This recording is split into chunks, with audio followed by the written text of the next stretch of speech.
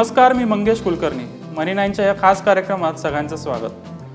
भारतामध्ये अशा असंख्य गावं आहेत जिथं बँक नाही आहे. करोडो लोक असे आहेत ज्यांना बँक अकाउंट म्हणजे काय हेच माहीत नव्हतं. याच हेतूने भारत सरकारने बँकिंग फॉर ऑलसाठी प्रयत्न चालू केले आणि RBIने पेमेंट बँक ही संकल्पना बाजारात आणली.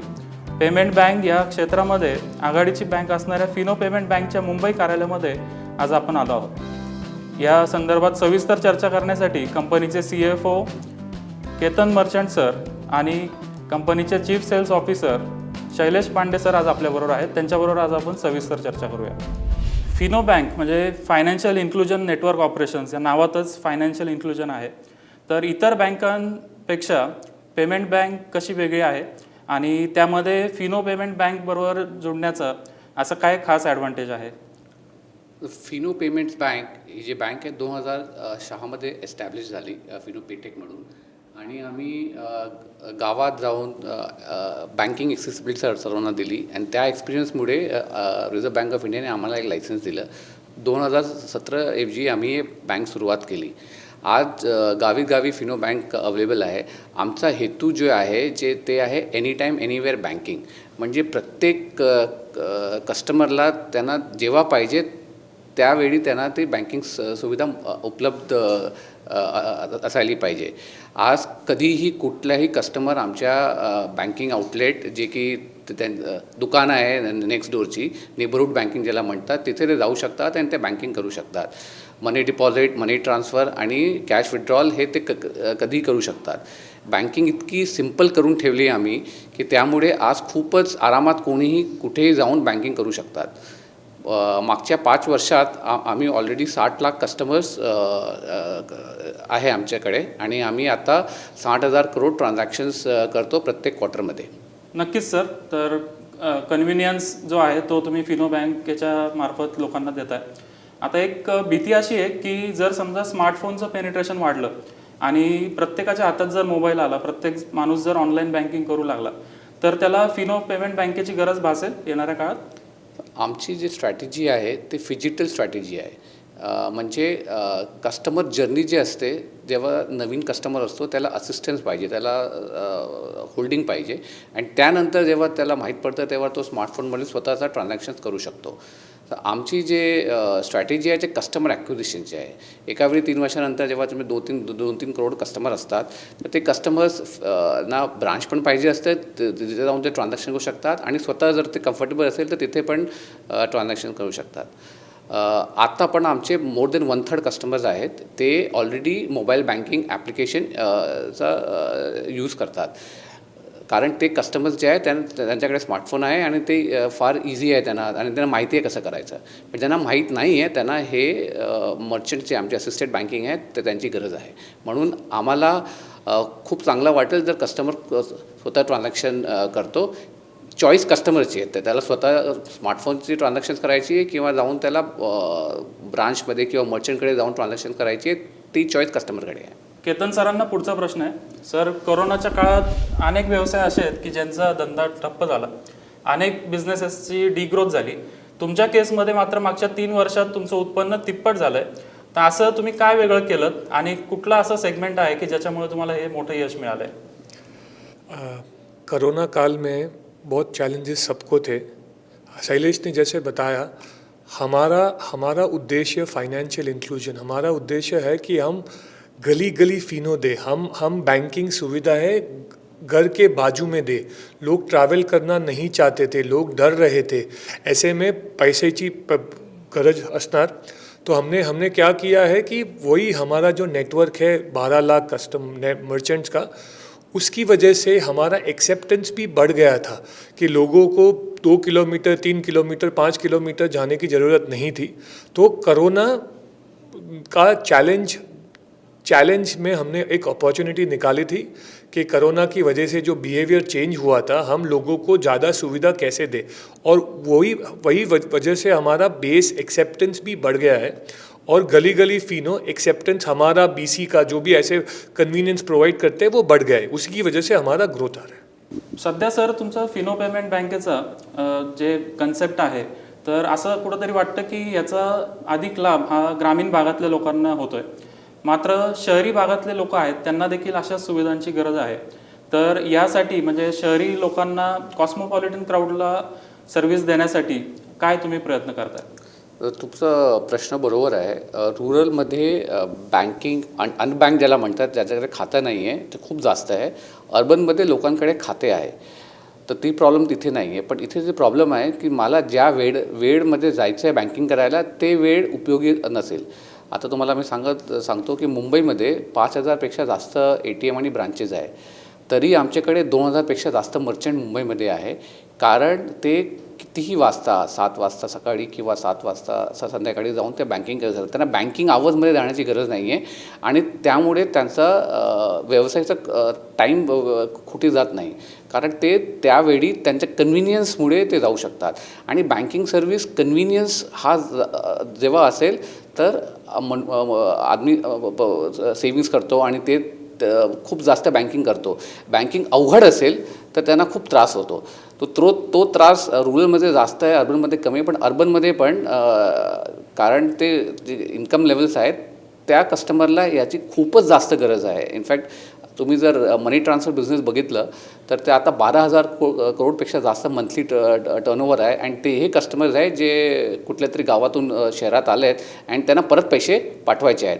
आणि ही सिम्पल ट्रान्झॅक्शन करायला त्यांचा टाईम खोटी करायचा नाही आहे. आणि त्यांना सॅटर्डे, संडे किंवा कुठल्याही वेळी ते बँकिंग करायची आहे. आणि त्यामुळे डिमांड जे अर्बनमध्ये आहे ते वेगळी आहे आणि रुरलमध्ये ते वेगळी आहे. पण दोघीकडे आमच्याकडे डिमांड आहे आणि आम्ही दोघी मार्केटला सर्व्हिस करतो. केतन सरांसाठी पुढचा प्रश्न. मागच्या 2 क्वार्टर्समध्ये साधारण 280 आणि 300 करोडचं उत्पन्न तुम्ही कमवलं आहे. तर पुढच्या 2 क्वार्टरमध्ये हाच रन रेट आपण एक्सपेक्ट करू शकतो? मंगेश, हमारा जो बिज़नेस है हम कौन से बेसिस पे चलाते हैं? हमारा नेटवर्क, हमारा कस्टमर एक्विजिशन जो शैलेश ने पहले बताया, मोमेंटम हमारे साथ है. हमारा बिज़नेस क्या है? जो सुविधा कोई नहीं दे सकता है वो हम देते हैं. हमारे अभी 60 लाख अकाउंट है, 60 लाख अकाउंट है. हमारा जो टारगेट ऑडियंस है वो इंडिया का या भारत का 70 to 80 करोड़ पॉपुलेशन है. वहाँ पे हम आराम से टारगेट कर सकते हैं और हमारे पास इंफ्रास्ट्रक्चर है, हमारे पास नेटवर्क है और हमारे पास वो भारत को समझने की सुविधा, आई मीन एक्सपर्टाइज है कि जो हम उन लोग को सुविधा दे सकते हैं. तो अभी तो हमारी शुरुआत हुई है, वो हिसाब से हमारा ग्रोथ मोमेंटम चलता रहेगा. हमारे 2 प्रोडक्ट हम ज़्यादा फोकस कर रहे हैं जो हाई मार्जिन वाले हैं. वन इज एक तो कासा प्रोडक्ट है, हम लायबिलिटी अकाउंट खोलते हैं सब्सक्रिप्शन बेसिस पे लायबिलिटी अकाउंट.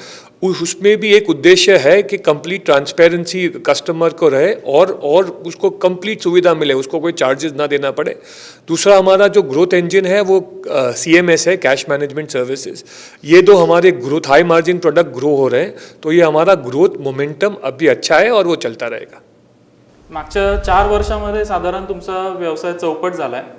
एक जिथे अनेक व्यवसायांना 5 किंवा 10% ग्रो करता आलं नाही, तिथं तब्बल तुम्ही 42% CAGRने व्यवसायाची वाढ केली आहे. तर येणाऱ्या काळात देखील अशीच वाढ फिनो पेमेंट बँक करेल असं मला खात्री आहे. मात्र ही वाढ करण्यासाठी कुठला सेगमेंट असा आहे की ज्याच्यावर तुमचा आता भर असणार आहे? मंगेश, मैंने बताया था कि बराबर है कि लास्ट 4 वर्ष में हमारा CAGR 42% है. जस्ट सब नंबर देता हूँ. लास्ट ईयर हमने ₹1,87,000 करोड़ के ट्रांजैक्शन किए थे. H1 में हमने ₹1,21,000 करोड़ प्लस के ट्रांजैक्शन किए हैं. हम कर क्या रहे हैं अभी हम देख रहे हैं कि हम अप्रॉक्सीमेटली 2.5 लाख नए अकाउंट खोल रहे हैं अभी हमारे on a monthly basis. 2.5 lakh नए account on a monthly basis. मैंने पहले बताया 60 लाख अकाउंट है, भारत की पॉपुलेशन ज़्यादा है, हमारी एक्सपर्टाइज है, हमको ग्रो करना है. हम फिनो का और एक USP है. आपने पहले बताया फाइनेंशियल इंक्लूजन. हम 2 चीज़ से करते हैं. वन इज़ फाइनेंशियल इंक्लूजन, लोगों की सुविधा, लोगों का कन्वीनियंस. हम ये करते भी एसेट लाइट बेसिस पे है. हमारा इन्वेस्टमेंट ज़्यादा नहीं होता है. सो हमारा जो ग्रोथ रेवेन्यू पे होता है, जो आपने बताया 4 टाइम्स हुआ है, वो हिसाब से हमारा ग्रोथ, बिकॉज हमारा ऑपरेटिंग लेवरेज काम करता है, हमारा बॉटम लाइन उससे ज़्यादा ग्रो होगा. सो अभी हम जो देख रहे हैं कि हमारी अपॉर्चुनिटी बहुत बहुत बड़ी है और हमने 15-16 साल ग्राउंड पे हमारा एक्सपर्टाइज है, हमने किया है. हमारा मैनेजमेंट भी बहुत टाइम से यहीं पे है, तो ये सब करके हम ज़्यादा ग्रोथ करने की ट्राई करेंगे। नुकतंच RBIने काही नवीन सेवा पुरवण्यासाठी तुम्हाला परवानगी दिली आहे, तर त्याच्याबद्दल काही सांगू शकाल? आमची जी स्ट्रॅटेजी आहे ते अशी आहे की कस्टमरला जितकं सर्व्हिस आपण देऊ शकतो तर देऊ, आणि पेमेंट बँकची गाईडलाईन्समध्ये काहीतरी आहे जे आम्ही करू शकत नाही. तर पहिली जे आहे ते की कस्टमरला 2,00,000चा बॅलन्स असावं लागेल डे एंड पर्यंत. पण आम्ही कासा प्लस म्हणून लॉन्च केलं आहे, ज्यामध्ये जर 2,00,000पेक्षा जास्त झालं तर ते ऑटोमॅटिक ट्रान्सफर होतं स्वीप अकाउंट सारखं, आणि त्याला तर जास्त इंटरेस्ट पण भेटतं त्यामध्ये. दुसरं असं आहे की आम्ही टर्म डिपॉझिट करू शकत नाही, म्हणजे FD-RD. त्याची आम्हाला परवानगी मिळाली RBIकडे अजून, आणि पुढच्या 2-3 महिन्यात आम्ही फिक्स डिपॉझिटचा प्रॉडक्ट लॉन्च करणार आहे. आम्ही क्रेडिट ॲज अ बँक करू शकत नाही, पण आता आम्हाला RBIकडून परवानगी आहे आणि आम्ही products personal loan, gold loan हे चालू केलं आहे. आमची सवय अशी आहे की प्रत्येक क्वार्टरमध्ये आम्ही काही ना काही नवीन प्रॉडक्ट लॉन्च करतो. आता आम्ही इंटरनॅशनल रेमिटन्स जे टायप पार्टनरशिप केली आहे रिया मनी ट्रान्सफर बरोबर, आणि ते पण चालू होणार आहे या महिन्यात. तर आमच्याकडे प्रत्येक क्वार्टरमध्ये आम्ही काही ना काही नवीन प्रॉडक्ट असा आणतो की ज्यामुळे कस्टमर कन्व्हिनियन्स आणि कस्टमर सर्व्हिस हे इम्प्रूव्ह होते. सर, सध्या प्रमोटर होल्डिंग 75% आहे, आणि नामांकित म्हणजे मोतीलाल ओसवाल किंवा फिडिलिटीसारखे नामांकित इन्व्हेस्टर्स तुमच्याकडे आहेत. तर येणाऱ्या काळात काही स्ट्रॅटेजिक डायव्हर्समेंट किंवा अजून काही डायल्युशन होऊ शकतं?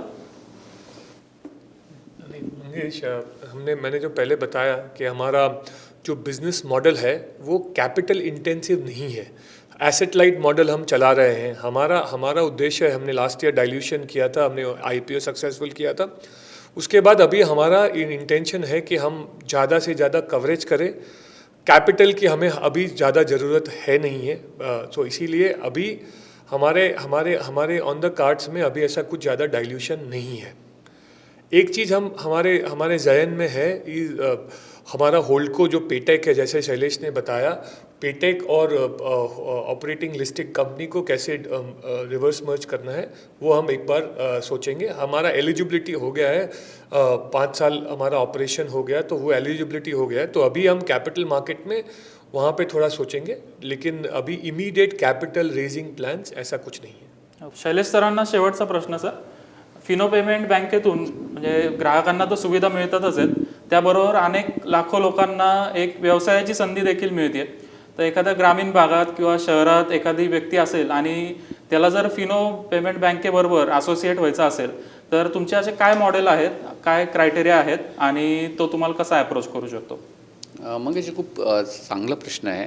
आमचा उद्देश कस्टमरला बँकिंगची सर्व्हिस द्यायची आहे, पण त्याबरोबर आमचे असा पण उद्देश आहे की लोकांना रोजगार असायला पाहिजे.